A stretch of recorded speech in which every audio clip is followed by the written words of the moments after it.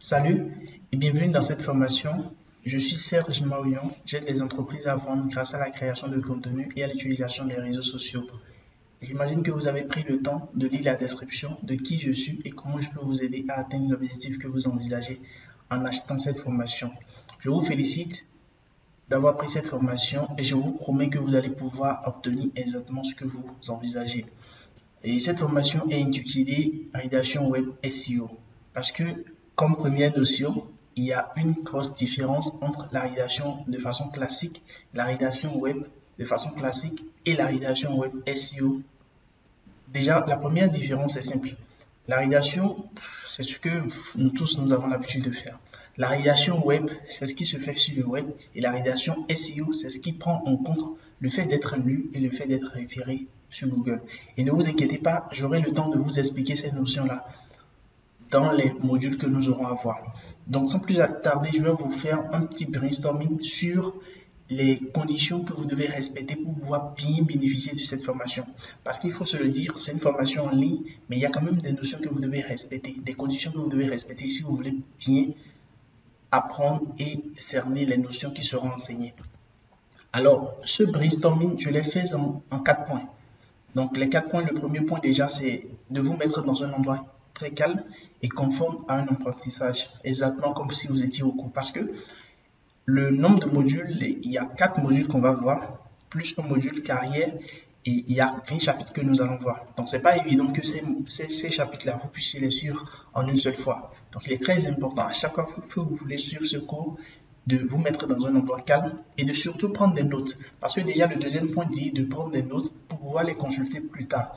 Prendre des notes, pas seulement pour les consulter plus tard, mais aussi pour ordonner à votre cerveau de pouvoir retenir ce que vous êtes en train de noter. Parce que le mécanisme veut que quand vous notez quelque chose, c'est comme si vous ordonnez à votre cerveau de retenir ce que vous êtes en train de noter.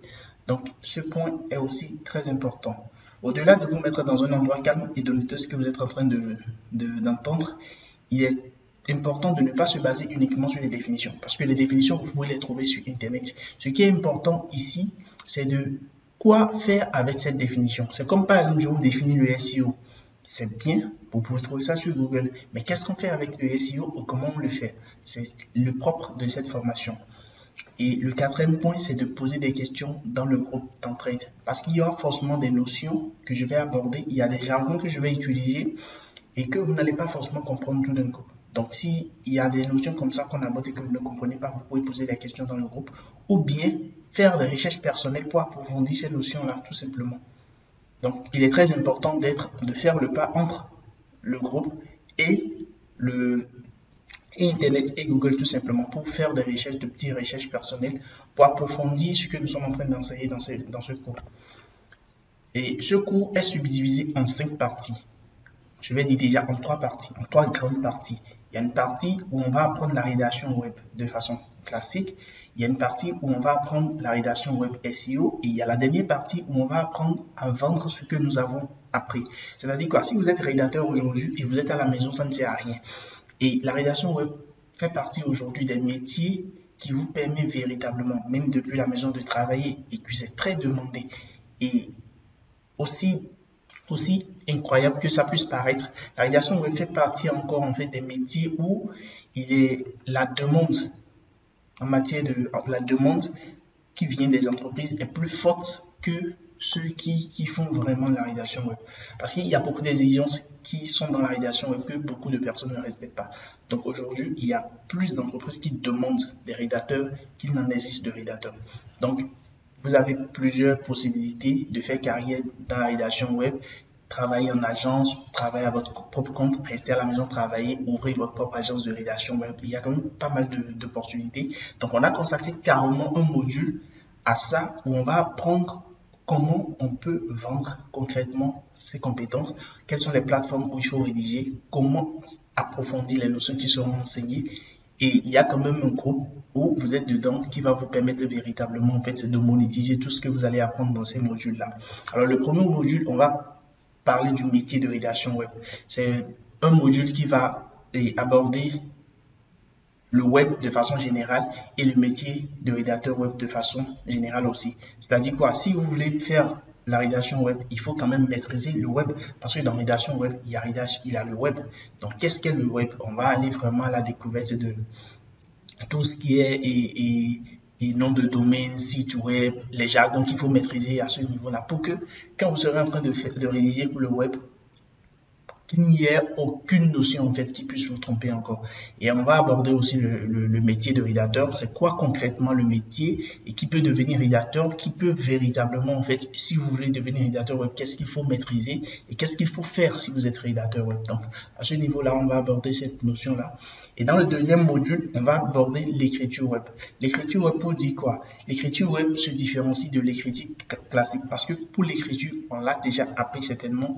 Et quand nous étions sur les bancs, on a appris à rédiger des tests, introduction, code de devoir, conclusion et tout ça. Mais qu'est-ce qu'est la particularité quand il s'agit du web?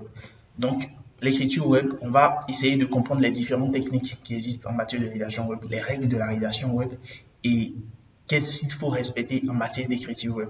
Donc, cela va nous permettre en fait de poser les bases de tout ce qui est étape de création de contenu, de tout ce qui est et règles à suivre en matière de rédaction web, brief de rédaction, tout ce qui est là. Et maintenant, on va aborder le troisième module où on va apprendre maintenant la méthodologie de rédaction web.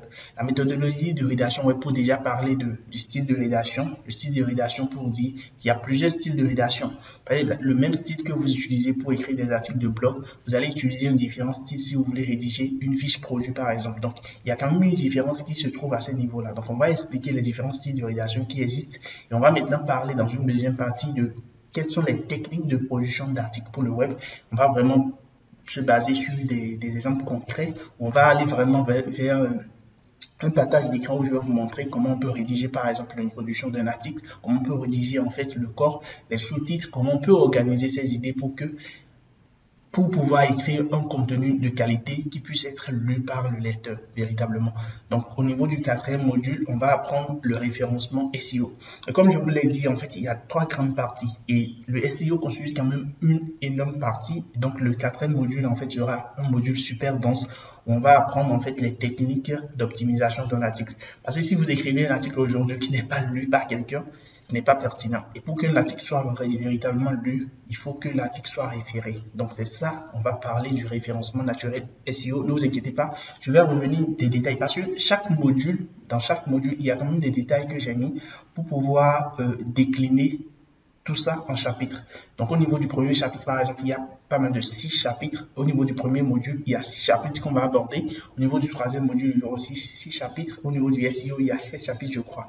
Donc, pour débuter, avant de commencer chaque module, je vais vous expliquer les différents chapitres qu'on aura à voir pour pouvoir vous projeter dans ce qu'on aura à voir afin que vous puissiez vous organiser convenablement, quoi. Donc, on va apprendre les bases du SEO et maintenant on parle des techniques d'optimisation d'articles SEO. Parce que quand on parle de SEO, c'est un domaine qui est très vaste et il y a plusieurs corps de métier. En tant que rédacteur, qu'est-ce qu'il faut maîtriser en matière de référencement naturel? On va aborder ça au niveau du quatrième module et il y a le module carrière.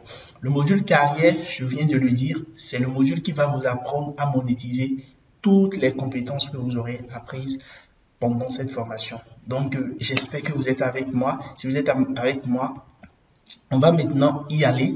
Et j'ai pris une petite note aussi où j'ai dit, et vous êtes embarqué dans une aventure très belle, riche, passionnante. Notez tout ce que vous pouvez. Je reviens encore sur ça. Il est très important de noter. Vous allez pouvoir consulter vos notes à la fin. C'est très pertinent. Et après, c'est chouette.